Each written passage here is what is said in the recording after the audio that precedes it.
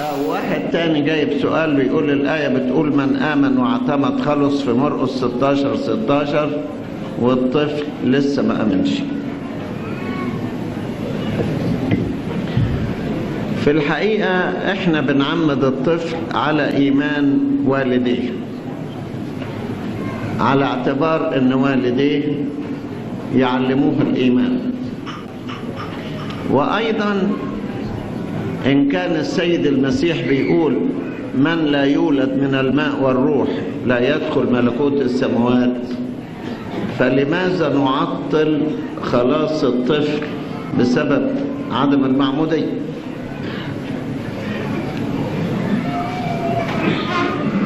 ونضرب شوية أمثلة. المعمودية كان يرمز إليها في العهد القديم الختان. الختان يعني الطهارة يعني دي وكان الشخص اللي بيختتن يعتبر عضو في جماعة وشعب الله. الولد اللي كان بيختتن الطفل وعمره 8 أيام. أهو عمره 8 أيام وبيختتن ويصبح عضو في شعب الله، مع إنه لا يفهم حاجة عن شعب الله، وربما ولا عن الله نفسه ولا عن الختان ولا عن وعد الله لإبراهيم ولا حاجة خالص. لكن كان وعد الله بيتم مع إن الطفل لسه ما وصلش إلى مرحلة الإيمان العقلي، ولكن بيختتن على إيمان والديه. دي نقطة. الخلاص مثلا كان يرمز إليه خروف الفصح، يسموه باس أوفر، بتاع العبور يعني. ربنا قال إن الأطفال اللي الدم موجود على أبواب بيوتهم يخلصون من الملاك المهلك. طبعا ذبح الخروف وتلطيخ الأبواب بالدم أمور الأطفال لا يعرفون عنها شيئا، ولكنهم كانوا يخلصون من هذا الهلاك نتيجة لإيمان والديهم بالدم ورموز الدم. مثل ثالث في عبور البحر الأحمر.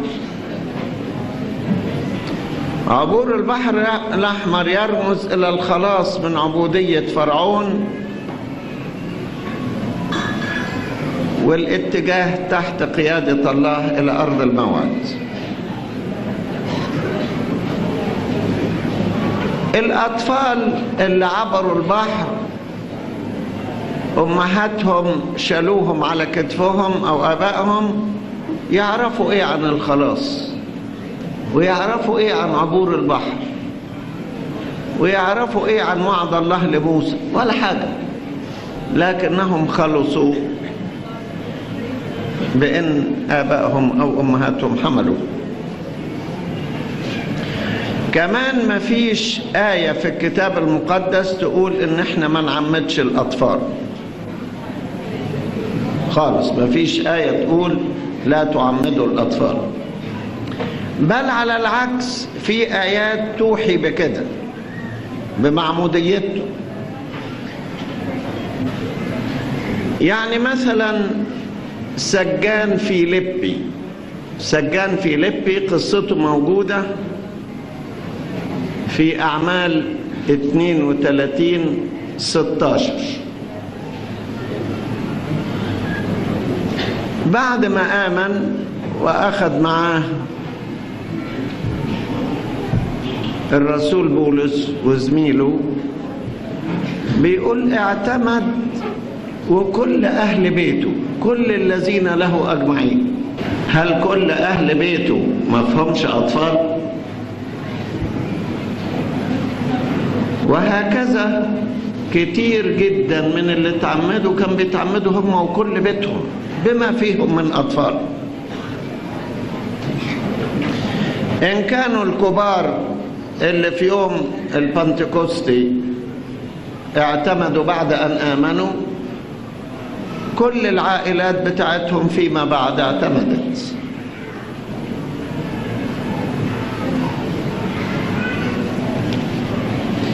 وليه احنا ما نعمدش الأطفال؟ يقول علشان ما يعرفوش قواعد الإيمان. أيضا الأطفال ما عندهمش أي عائق ضد الإيمان على الإطلاق، ده ممكن إيمانهم يكون أكتر من الكبار. تقول للولد المسيح صلب يقول لك صلب، تقول له باسم الأب والابن والروح القدس يقول لك باسم الأب والابن والروح القدس. كل قواعد الإيمان بيؤمن بها، وإيمان أعمق من الكبار، لأن الكبار جايز دخلوا في مرحلة السؤال والشك، والطفل عمره ما دخل في السؤال والشك. تقول لي افرض بعد ما كبروا رفضوا الإيمان قوي، زي أي واحد بيؤمن ويرتد. حتى اللي بيآمن ويعتمد ما ممكن يرفض الإيمان بعد شوية. فيها إيه؟ هو بس الأطفال؟ ديماس مساعد بولس الرسول ما كانش معتمد ومسيحي وكله، وبعدين رفض الإيمان ومشي. وبولس الرسول بيقول كثيرون من الذين كنت أذكرهم لكم مرارا أذكرهم الآن وأنا باكي، وقد صاروا أعداء صليب المسيح. كانوا مؤمنين وكويسين وارتدوا. احنا ندي الطفل فرصة للحياة مع ربنا، وإذا ارتد لما يكبر أو رفض الإيمان زيه زي أي واحد ارتد. كمان الأخوة دول اللي بينادوا بالنعمة عايزين الولد يصل للإيمان بدون نعمة؟ طب حطه جوه الكنيسة وخليه يتمتع بالحياة مع ربنا ويجيله الإيمان بهذا الطريق. لكن عايز تسيبه بدون أي معونة ويطلع كده يؤمن لوحده؟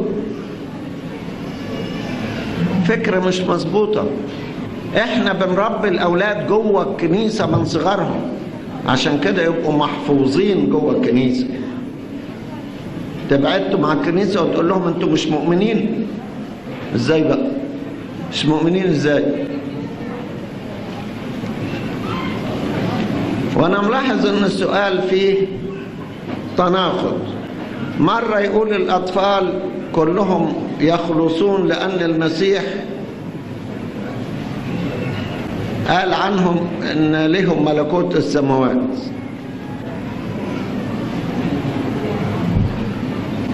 طب ليهم ملكوت السماوات ازاي من غير ما يأمنوا؟